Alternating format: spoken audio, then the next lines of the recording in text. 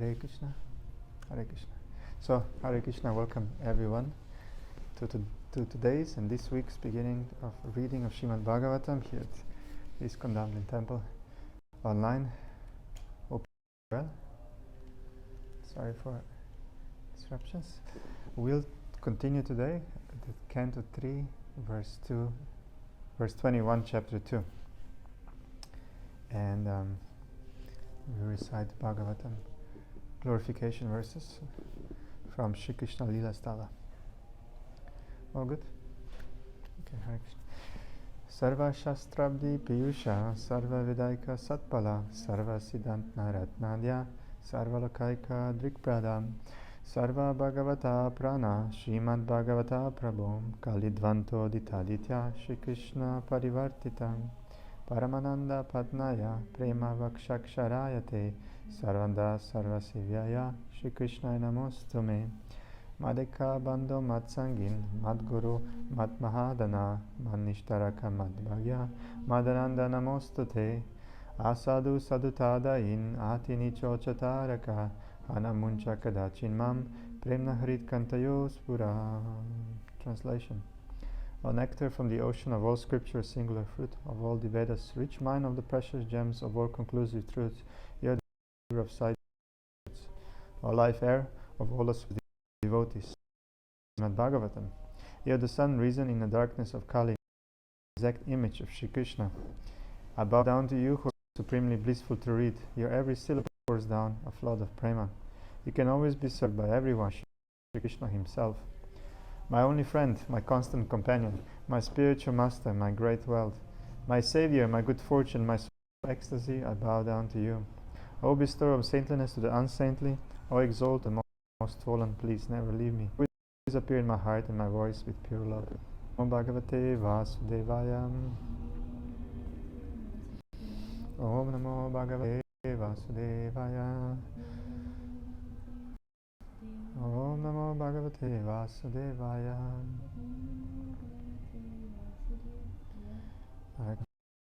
We're continuing reading. We are at Canto 3, the chapter 2, Remembrance of Lord Krishna, and verse 21. Translation. Lord Shri Krishna is the Lord of all kinds of trees and is independently supreme by achievement of all kinds of fortune. He is worshipped by the eternal maintainers of the creation, who offer him the paraphernalia of worship by touching their millions of helmets to his feet. Purport. Lord Shri Krishna is so mild and merciful, as described in the above verses, and yet he is the Lord of all kinds of trees. He is the supreme Lord of the three worlds and the qualities of material nature and the three Purushas, Akashai, Buddhakashai, and Kshirodakashai Vishnu. There are innumerable universes, and in each and every universe there are different Brahma, Vishnu, and Rudra. Besides that, there is the Shesha Murti who bears all the universes on his hoods, and Lord Krishna is the Lord of all of them. As the incarnation of Manu, he is the original source of all Manu in innumerable universes. Each universe has manifestations of 504,000 Manus. He is the Lord of the three principal potencies, Shakti and Tatashta Shakti, and he is the complete of 6 kinds of fortune: wealth, strength, fame, knowledge, and renunciation. There is none who can excel him in any matter of enjoyment, and certainly there is no one greater. No one is equal to or greater than. It is the duty of everyone, whoever and wherever one may be, to surrender completely unto him. It is not wonderful, therefore, that all that surrender to him things of worship. Text 20. Therefore, O Vidura, does it not pain us, his servitors, when we remember that he, Lord Krishna, used to stand before Ugrasena, who was sitting on the royal throne, and used to submit explanations before him, saying, O my Lord, please let it be known to you. Purport. Krishna's gentle behavior before his so-called such father, grandfather, and elder brother, his amiable behavior, his so-called wives, friends, and contemporaries, behavior as a child before his mother Yashoda, and his dealings with his young friends, a pure devotee like Uddhava. Others who are not devotees, affected by such behavior of the Lord, who acted just like a human. This bewilderment is explained by the Lord himself in the Bhagavad Gita 9:11 as follows: Avajananti mammuda manusim tanam ashritam paravam ajananto mama bhuta maheshwaram. With the knowledge belittle the personality of God, that Lord Krishna, not his exalted position as the Lord of everything. In Bhagavad Gita, the Lord has explained his position clearly, but the demoniac atheist student uses relation to suit his own purpose and misleads fortune follower into the same mentality. Such unfortunate persons slogans for the book of knowledge, but are unable to estimate the Lord as the supreme personality of God. Pure devotees like Uddhava, however, are never misled by such atheistic opportunists. Yeah. Text 23. Alas, how shall I tell one more merciful than he who granted the position of mother to a she-demon, Putana, although she was unfaithful and she prepared deadly poison to be sucked from her breast. Purport. Here is an example of the extreme mercy of the Lord, even to his enemy.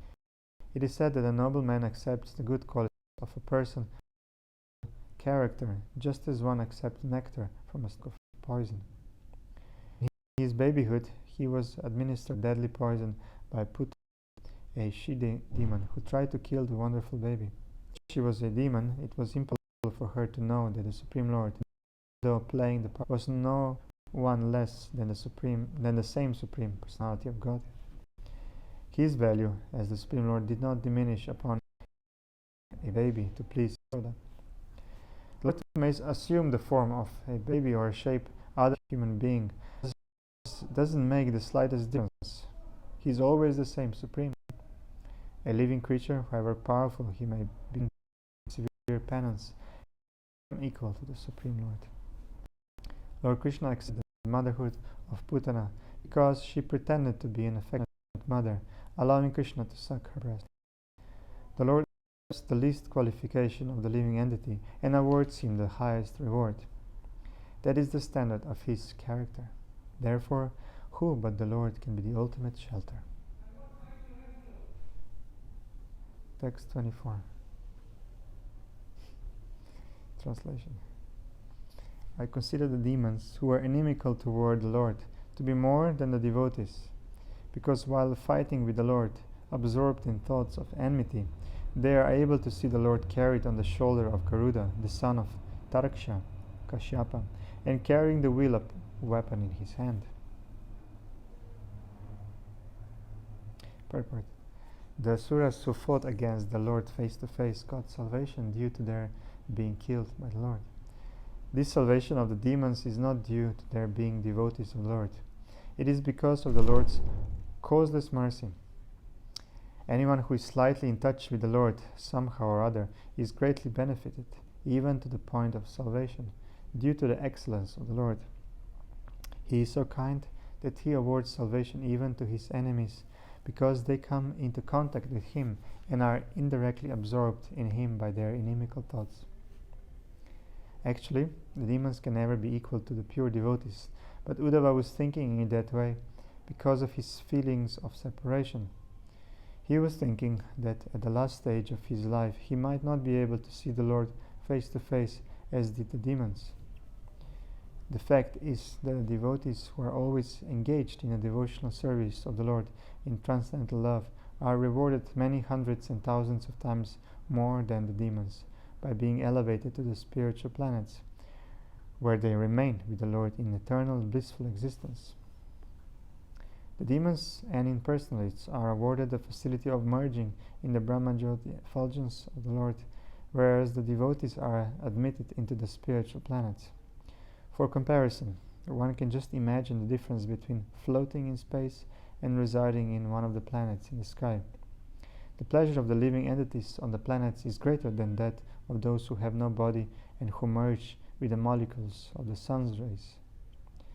The impersonalists, therefore, are no more favored than the enemies of the Lord. Rather, they are both on the same level of spiritual salvation. Text 25. The personality of Godhead, Lord Shri Krishna, being prayed to by Brahma to bring welfare to the earth, was begotten by Vasudeva in the womb of his wife Devaki in the prison of the king of Bhoja. Purport. Although there is no difference between the Lord's pastimes of appearance and disappearance, the devotees of the Lord do not generally discuss the subject matter of his disappearance. Vidura inquired indirectly from Uddhava about the incident of the Lord's disappearance by asking him to relate Krishna Katha or topics on the history of Lord Krishna. Thus Uddhava began the topics from the very beginning of his appearance as the son of Vasudeva and Devaki in the prison of Kamsa, the king of the Bhojas, at Mathura. The Lord has no business in this world, but when he is so requested by devotees like Brahma, he descends on the earth for the welfare of the entire universe. This is stated in Bhagavad Gita 4.8. Paritranaya sadunam vinashaya cha dushkritam dharma samstapanartaya sambhavani yuge yuge. Text 26. Translation. Thereafter, his father, being afraid of Kamsa, brought him to the cow pastures of Maharaj Nanda, and there he lived for 11 years like a coward flame with his elder brother Baladev. Purport. There was no necessity of the Lord's being dispatched to the house of Nanda Maharaj out of fear of Kamsa's determination to kill him as soon as he appeared. It is the business of the Asuras to try to kill the Supreme Personality of Godhead, or to prove by all means that there is no God, or that Krishna is an ordinary human being and not God. Lord Krishna is not affected by such determination of men of Kamsa's class, but in order to play the role of a child, he agreed to be carried by his father to the cow pastures of Nanda Maharaj, because Vasudeva was afraid of Kamsa. Nanda Maharaj was due to receive him as his child, and Yashoda Mai was also to enjoy the childhood pastimes of the Lord, and therefore to fulfill everyone's desire, he was carried from Mathura to Vrindavan just after his appearance in the prison house of Kamsa.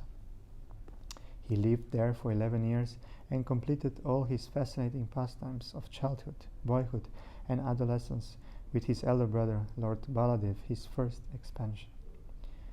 Vasudeva's thought of protecting Krishna from the wrath of Kamsa is part of a transcendental relationship. The Lord enjoys more when someone takes him as his subordinate son who needs the protection of a father than he does when someone accepts him as the Supreme Lord. He is the father of everyone, and he protects everyone. But when his devotee takes it for granted that the Lord is to be protected by the devotee's care, it is a transcendental joy for the Lord. Thus, when Vasudeva, out of fear of Kamsa, carried him to Vrindavan, the Lord enjoyed it. Otherwise, he had no fear from Kamsa or anyone else. Text 27. Translation. In his childhood, the Almighty Lord was surrounded by cowherd boys and calves, and thus he traveled on the shore of the Yamuna river, through gardens densely covered with trees and filled with vibrations of chirping birds. Purport. Nanda Maharaja was a land holder for King Kamsa, but because by caste he was a Vaishya, a member of the mercantile and agriculture community, he maintained thousands of cows. It is the duty of the Vaishyas to give protection to the cows, just as the Kshatriyas are to give protection to the human beings. Because the Lord was a child, he was put in charge of the calves with his cowherd boyfriends. These cowherd boys were great rishis and yogis in their previous births, and after many such pious births, they gained the association of the Lord and could play with him on equal terms. Such cowherd boys never cared to know who Krishna was, but they played with him as a most intimate and lovable friend. They were so fond of the Lord that at night they would only think of the next morning when they would be able to meet the Lord and go together to the forests for cowherding. The forests on the shore of the Yamuna are all beautiful gardens full of trees of mango, jackfruit, apples, guava, oranges, grapes, berries, palm fruit, and so many other plants and fragrant flowers. And because the forest was on the bank of the Yamuna, Naturally, there were ducks, cranes, and peacocks on the branches of the trees. All these trees and birds and beasts were pious living entities born in the transcendental abode of Vrindavan just to give pleasure to the Lord and his eternal associates, the cowherd boys. While playing like a small child with his associates, the Lord killed many demons, including Agasura, Bakasura, Pralambasura, and Gandharvasura. Although he appeared at Vrindavan just as a boy, he was actually like the covered flames of a fire. As a small particle of fire can kindle a great fire with fuel, so the Lord killed all these great demons, beginning from his babyhood in the house of Nanda Maharaj. The land of Vrindavan, the Lord's childhood playground, still remains today, and anyone who visits these places enjoys the same transcendental bliss, although the Lord is not physically visible to our imperfect eyes.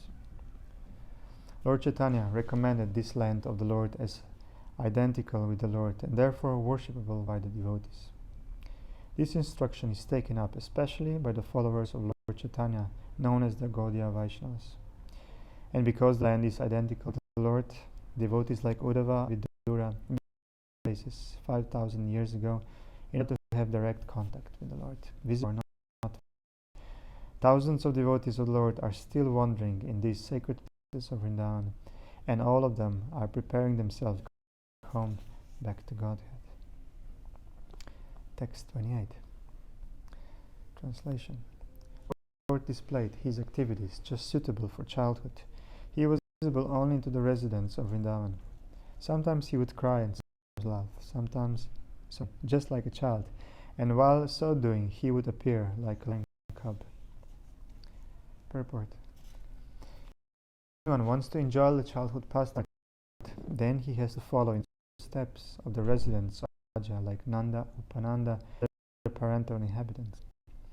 A child may insist on having something and cry like anything to disturbing the whole neighborhood, and then immediately after achieving the desired thing, such crying and laughing is enjoyable to the parents and elderly members of the family, so would simultaneously cry and laugh in this way and merge his devotee in the humor of transcendental pleasure.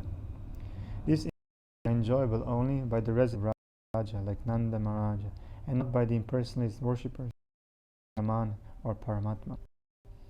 Sometimes attacked in the forest by demons, Krishna would appear struck with wonder, but he looked on them like the lion and killed them. His childhood companions would also be struck with wonder, and when they came back to the story to their parents, and everyone would appreciate the qualities of their Krishna. Child Krishna did not belong only to his parents, Nanda and Yashoda. He was the son of Vrindavan, all girls. Everyone loved Krishna. He was the life and soul of everyone, including the animals, the cows and the calves. Text 29. Translation. Herding the very beautiful bulls, the Lord, reservoir of all, used to blow his flute, and thus he enlivened his faithful followers, the cowherd boys. He grew to 6 and 7 years old. The Lord was given charge of looking after the cows and bulls. He was the son of a well-to-do landholder who owned hundreds and thousands of cows. According to Vedic economics, one is considered to be a rich man by the strength of store of grains and cows. With only these two things, cows and grains, humanity can solve its eating problem. Human society needs only sufficient grain and sufficient cows to solve its economic problems. All other things, but these two are artificial necessities, can kill his valuable life at a human and waste his time in things which are not needed. Lord Krishna, as the teacher of human society, personally showed by his act that the mercantile community or the Vaishyas should herd cows and thus give protection to the valuable animals. According to the Smriti regulation, the cow is the mother and the bull the father of the human being. The cow is the mother because at one breast of one's mother, human society takes cow's milk. Similarly, the bull is the father of human society because the father earns for the children, just as the bull tills the ground to produce food grain. Human society will kill its spirit of life by killing the father and the mother. It is mentioned herein that the beautiful cows and bulls were of various colors, green, yellow, etc.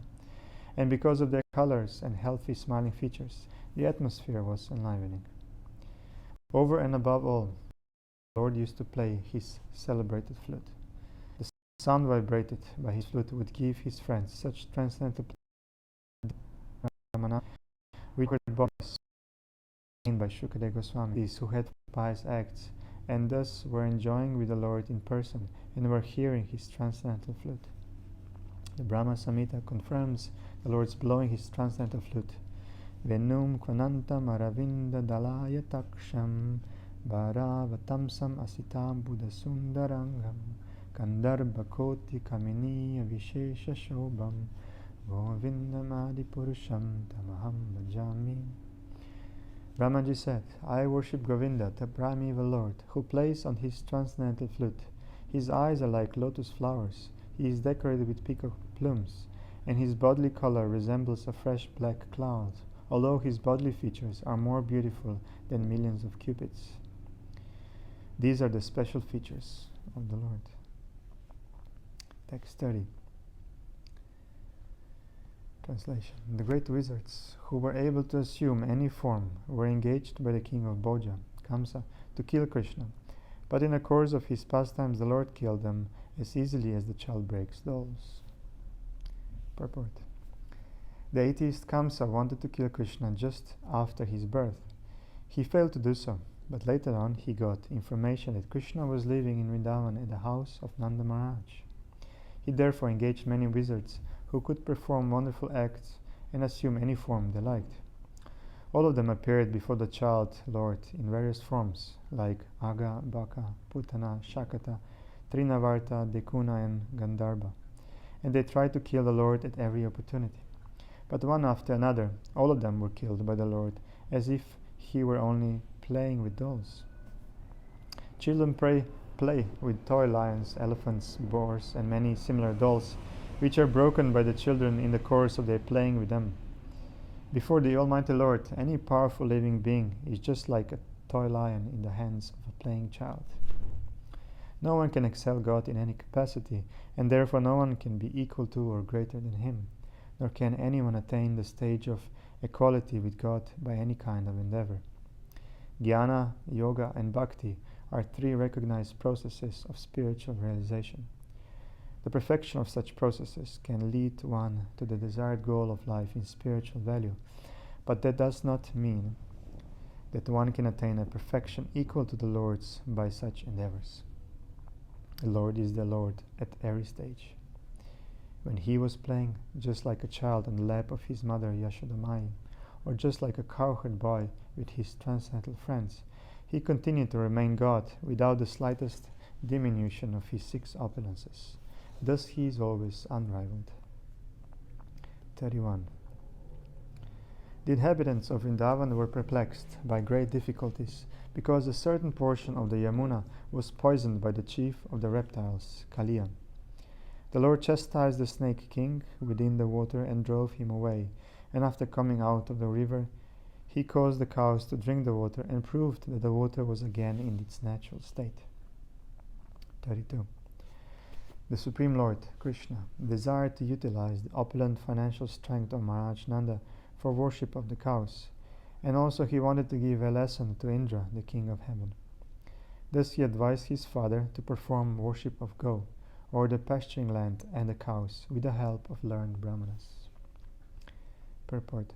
Since he is the teacher of everyone, the Lord also taught his father, Nanda Maharaj. Nanda Maharaj was a well-to-do landholder and owner of many cows, and as was the custom, he used to perform yearly worship of Indra, the king of heaven, with great opulence. This worship of demigods by the general populace is also advised in the Vedic literature, just so people can accept the superior power of the Lord. The demigods are servants of the Lord, deputed to look after the management of various activities of universal affairs. Therefore, it is advised in the Vedic scriptures that one should perform yagyas to appease the demigods. But one who is devoted to the Supreme Lord has no need to appease the demigods. Worship of the demigods by common people is an arrangement for acknowledging the supremacy of the Supreme Lord, but it is not necessary. Such appeasement is generally recommended for material gains only. As we have already discussed in the second canto of this literature, one who admits the supremacy of the Supreme Personality of Godhead does not need to worship the secondary demigods. Sometimes, being worshipped and adored by less intelligent living beings, the demigods become puffed up with power and forget the supremacy of the Lord. This happened. Lord Krishna was present in the universe, and thus the Lord wanted to give to the king of heaven, Indra. He therefore asked Maharaj Nanda to stop the sacrifice of Indra and to use the money properly by performing a ceremony, removing the cows and the pasture on the hill of Govardhan. By this act, Lord Krishna told society, as he has instructed in the Bhagavad Gita also, that one should worship the Lord by all acts and their results. That will bring about the desired.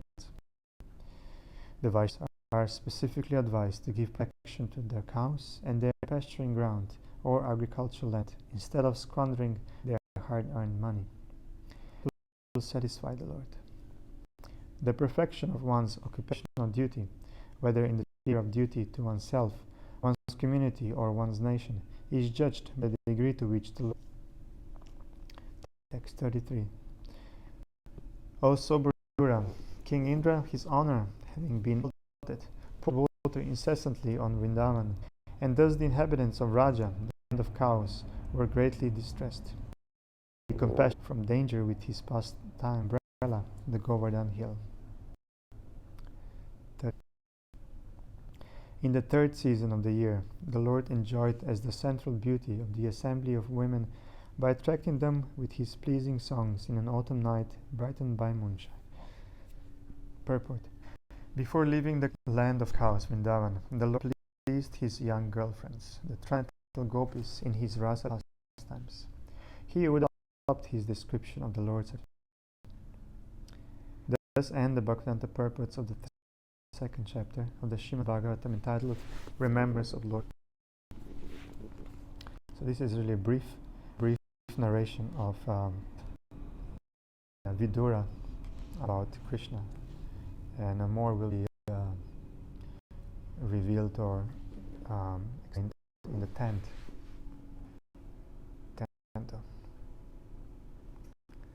So we are continuing chapter 3, entitled The Lord's Pastime of Vrindavan.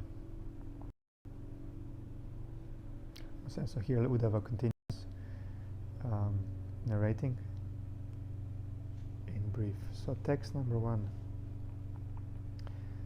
Sri Uddhava said, Thereafter, Lord Krishna went to Mathura city with Sri Baladev, and to please their parents, they dragged Kamsa, the leader of public enemies, down from his throne and killed him, pulling him along the ground with great strength.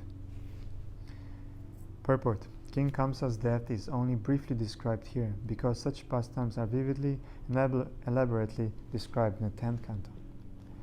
The Lord proved to be a worthy son of his parents, even at the age of 16 years.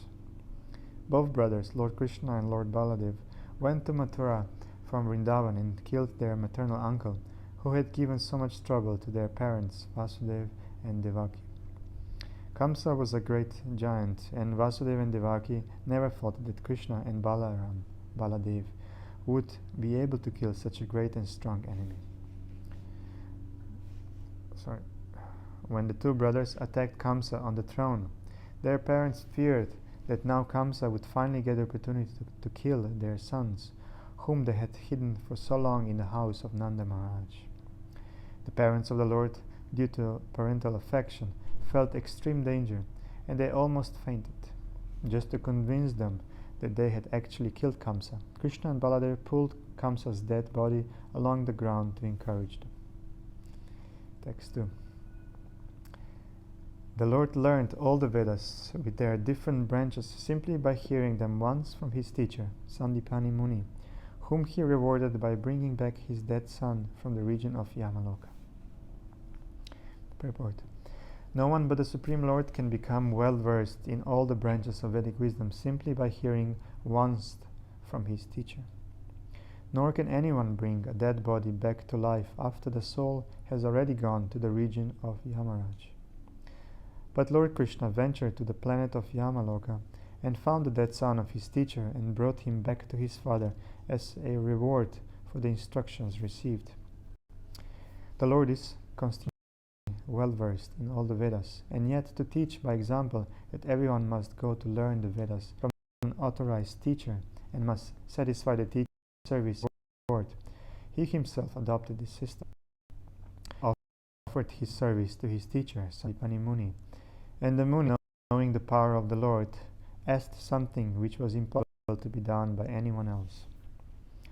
The teacher asked that his beloved son, who had died, be brought back to him, and the Lord fulfilled their request.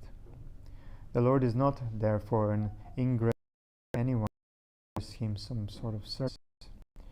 The devotees of the Lord who are engaged in his service are never to be disappointed in the progressive march of devotional service.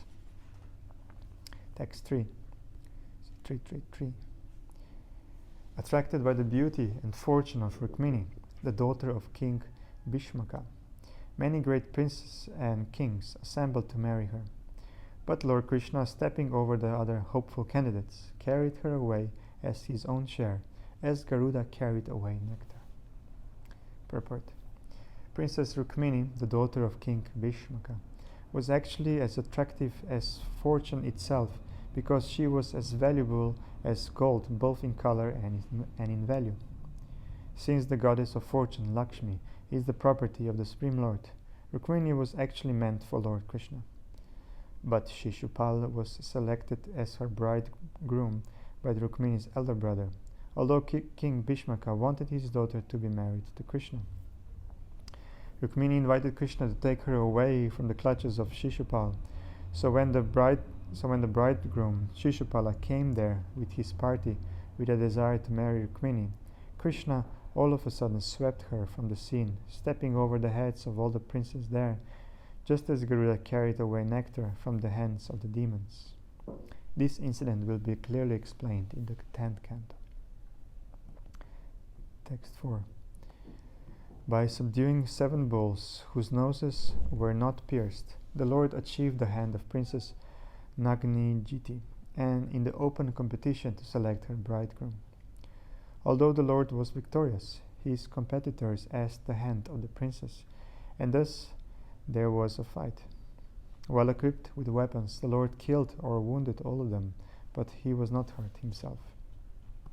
Text 5. Just to please his dear wife, the Lord brought back the Parijata tree from heaven, just as an ordinary husband would do. But Indra, the king of heaven, induced by his wives, henpecked as he was, ran after the Lord with full force to fight him. Purport. The Lord once went to the heavenly planet to present an earring to Aditi, the mother of the demigods, and his wife Satyabhama also went with him. There is a special flowering tree called the Parijata, which grows only in the heavenly planets, and Satyabhama wanted this tree. Just to please his wife, like an ordinary husband, the Lord brought back the tree, and this enraged Vajri, or the controller of the thunderbolt. Because he was a henpecked husband and also a fool, listened to them and dared to fight with Krishna. He was a fool on this occasion because he forgot that everything belongs to the Lord. There was no fault on the part of the Lord, even though he took away the tree from the heavenly kingdom, but because Indra was henpecked, dominated by his beautiful wives like Sachi, he became a fool, just as all persons who are dominated by their wives are generally foolish. Indra thought that Krishna was a henpecked husband who only by the will of his wife Satyabhama took away the property of heaven, and therefore he thought that Krishna could be punished. He forgot that the Lord is the proprietor of everything and cannot be henpecked. The Lord is fully independent, and by his will only he can have hundreds and thousands of wives like Satyabhama.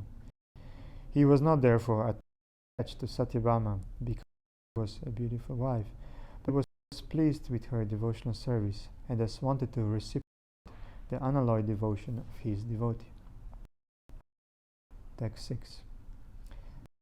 Narakasura, the Daritri, tried to grasp the whole sky, and for this he was killed by the Lord in a fight. His mother then prayed to the Lord.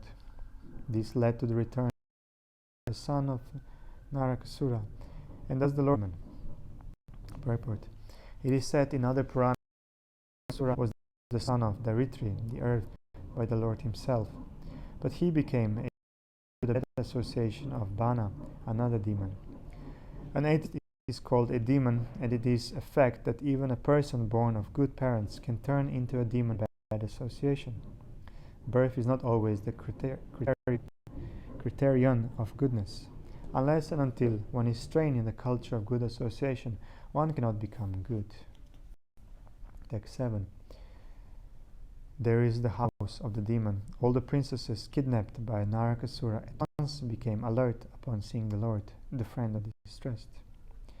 They looked upon him with eagerness, joy, and shyness, and offered to be his wives. Report.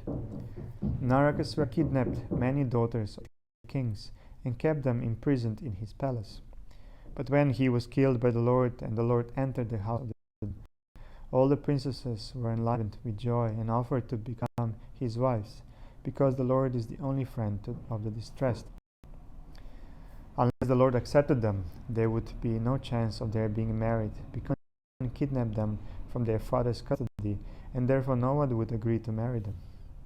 According to the wedding society, girls are transferred from the custody of the father to the custody of the husband. Since these princesses had already been taken away, it had been difficult for them to have any husband other than the Lord himself. Text 8. All those princes were lodged in different apartments, simultaneously assumed different pensions, exactly in each and every princess. He accepted their hands in perfect rituals by his own potency. Purport. Brahma Samhita, the Lord is described as follows in regard to his innumerable plenary expansions. Advaita Nadirananta Rupam Adyam Purana Purusham Navayovanam Cham Vedeshu Durlabam Adurlabam Atma Bhakto Govinnamadi Purusham Tamaham Majamim. The Lord, Govinda, whom I worship, is the original personality of Godhead. He is none different from his innumerable plenary expansions, who are all infallible, original, and unlimited, and who have eternal forms. Although he is primeval, the oldest personality, he is always fresh and young. End quote. By his internal potency, the Lord can expand himself into various personalities of Swayam Prakasha, and again into Prabhava and Vaibhava forms, and all of them are non-different from one another. The forms into which the Lord expanded to marry the princesses in different apartments were all slightly different, just to match each and every one of them. They are called Vaibhava Vilas, forms of the Lord, and are affected by his internal potency, Yogamaya. Text 9. Just to expand himself according to his transcendental features, the Lord begot in each and every one of them 10 offspring with exactly his own qualities. Text 10. Kalayavana, the king of Magadha, and Salva attacked the city of Mathura.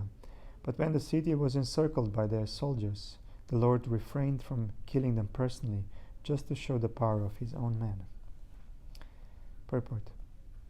After the death of Kamsa, when Mathura was encircled by the soldiers of Kalayavana, Jarasandha and Salva, the Lord seemingly fled from the city, and thus he is known as Ranchor, or one who fled from fighting. Actually, the fact was that the Lord wanted to kill them through the agency of his own men, devotees like Muchukunda and Bhima. Kalayavana and the king of Magadha were killed by Muchukunda and Bhima respectively, who acted as agents of the Lord. By such acts, the Lord wanted to exhibit the prowess of his devotees, as if he were personally unable to fight, but his devotees could kill them. The relationship of the Lord with his devotees is a very happy one. Actually, the Lord descended at the request of Brahma in order to kill all the undesirables of the world, but to divide the share of glory, he sometimes engaged his devotees to take the credit. The battle of Kurukshetra was designed by the Lord himself, but just to give credit to his devotee Arjuna, Nimitta Matram Bhava Savyasachin, he played the part of the charioteer, while Arjuna was given the chance to play the fighter and thus become the hero of the battle of Kurukshetra. What he wants to do himself by his transcendental plans, he executes through his confidential devotees. That is the way of the Lord's mercy towards his pure unalloyed devotees. Text 11. Of kings like Shambhara, Dvida, Bana, Mura, Balvala, and many other demons, such as Dantavakra, some he killed himself, and some he caused to be killed by others, Sri Baladev, etc. Text 12. Then, O Vidura, the Lord caused all the kings, both the enemies and those on the side of your fighting nephews, to be killed in the battle of Kurukshetra. All those kings were so great and strong that the earth seemed to shake as they traversed the warfield. Text 13. Duryodhana was bereft of his fortune and duration of life because the intricacy of ill advice given by Karna, Durshasana, and Saubala. When he lay on the ground with his followers, his thighs broken, although he was powerful, the Lord was not happy to see the scene. Purport. The fall of Duryodhana, the leading son of Dhritarashtra, was not pleasing the Lord, although he was on the side of Arjuna, and it was he who advised Bhima how to break the ties of Duryodhana while the fight was going on. The Lord is constrained to award punishment upon the wrongdoer, but he is not happy to award such punishments because the living entities are originally his parts and parcels. He is harder than the thunderbolt for the wrongdoer and softer than the rose for the faithful. The wrongdoer is misled by bad associates and by ill advice, which is against the established principles of the Lord's order, and thus he becomes subject to punishment. The surest path to happiness is to live by the principles laid down by the Lord and not disobey his established laws, which are enacted in the Vedas and the Puranas for the forgetful living entities. Text 14. After the end of the battle of Kurukshetra, the Lord said, "The abatement of the earth's great burden, 18 aukshaukhinis, has now been effected with the help of Drona, Bhishma, Arjuna, and Bhima. But what is this? There is still the great strength of the Yadu dynasty, born of myself, which may be a more unbearable burden." Purport. It is a wrong theory that due to an increase in population, the world becomes overburdened, and therefore there are wars and other annihilating processes. The earth is never overburdened. The heaviest mountains and oceans on the face of the earth hold more living entities than there are human beings, and they are not overburdened. If a census were taken of all the living beings on the surface of the earth, certainly it would be found that the number of humans is not even 5% of the total number of living beings. If the birth rate of human beings is increasing, then the birth rate of other living beings is increasing proportionately. The birth rate of lower animals, beasts, aquatics, birds, etc., is far greater than that of human beings. There is an adequate arrangement for food for all the living beings all over the earth by the order of the Supreme Lord, and he can arrange more and more if there is actually a disproportionate increase of living beings. Therefore, there is no question of an increase in population causing a burden. The earth became overburdened due to dharma glani, or irregular discharge of the Lord's desire. The Lord appeared on the earth to curb the increase in miscreants and not the increase in population, as is wrongly put forward by the mundane economist. When Lord Krishna appeared, there had been a sufficient increase in miscreants who had violated the desire of the Lord. The material creation is meant for fulfilling the desire of the Lord, and his desire is that the conditioned souls who are unfit to enter into the kingdom of God have a chance to improve their conditions for entering. The entire process of cosmic arrangement is intended just to give a chance to the conditioned souls to enter the kingdom of God, and there is an adequate arrangement for their maintenance by the nature of the Lord. Therefore, although there may be a great increase in population on the surface of the earth, if the people are exactly in line with God consciousness and are not miscreants, such a burden on the earth is a source of pleasure for her. There are two kinds of burdens. There is the burden of the beast and the burden of love. The burden of the beast is unbearable, but the burden of love is a source of pleasure. Srila Vishwanath Chakravarti describes the burden of love very practically. He says that the burden of the husband on the young wife, the burden of the child on the lap of the mother, and the burden of wealth on the businessman, although actually burdens from the viewpoint of heaviness, are sources of pleasure. And in the absence of such burdensome objects, one may feel the burden of separation, which is heavier to bear than the actual burden of love.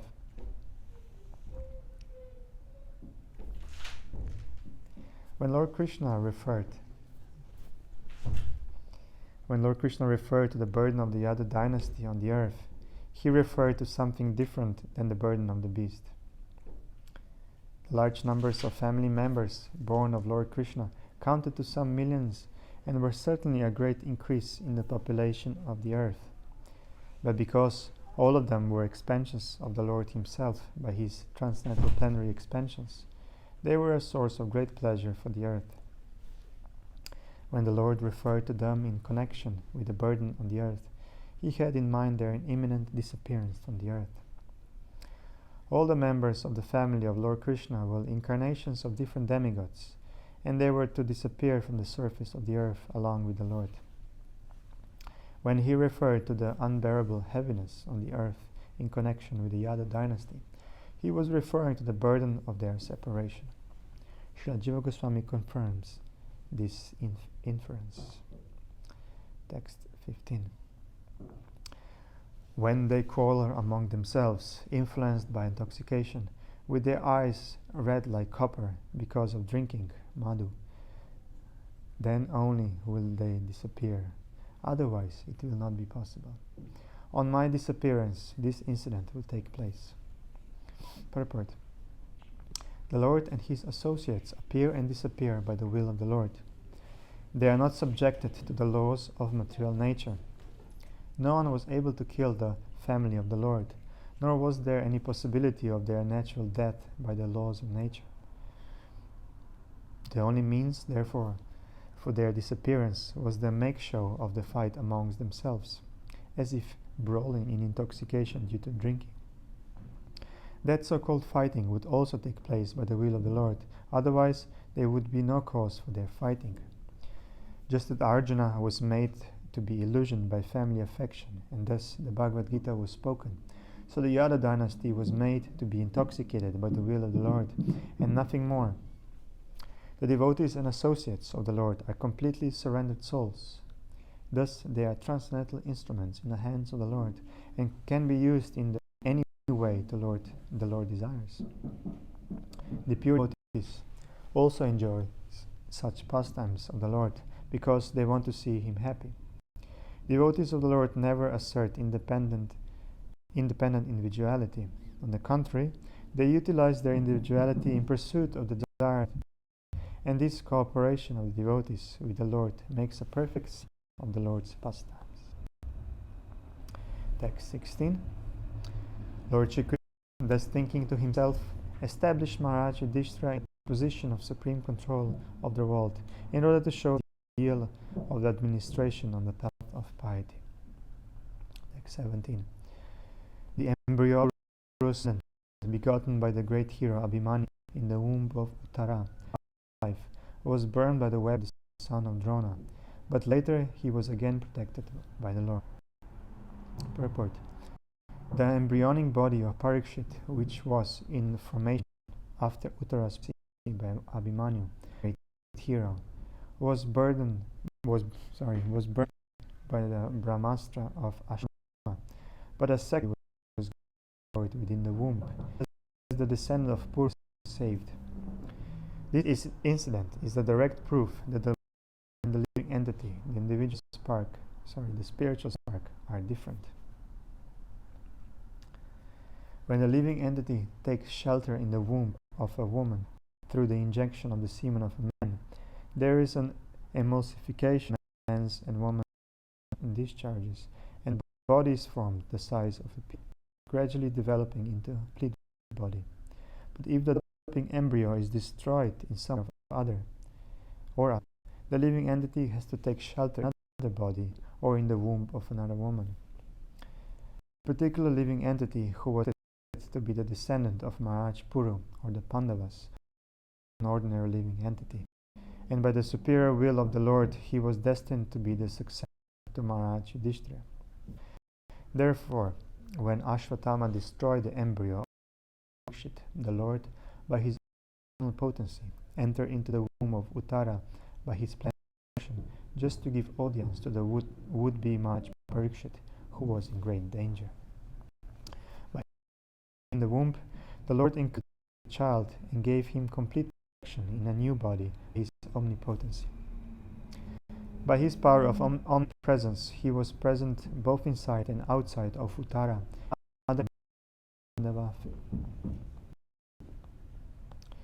Okay, the last verse for today, verse 18. The Supreme Lord induced the son of Dharma to perform 3 horse sacrifices, and Maharaj Yudhishthira, constantly following Krishna, the personality of Godhead, protected and enjoyed the earth, assisted by his younger brothers. Purport. Maharaj Yudhishthira was the ideal monarchical representative on the earth because he was a constant follower of the Supreme Lord, Sri Krishna. As stated in the Vedas, Ishopanishad, the Lord is the proprietor of the entire manifested cosmic creation, which presents a chance for the conditioned souls to revive their eternal relationship with the Lord and thus go back to Godhead, back home. The whole system of the material world is arranged with that program and plan.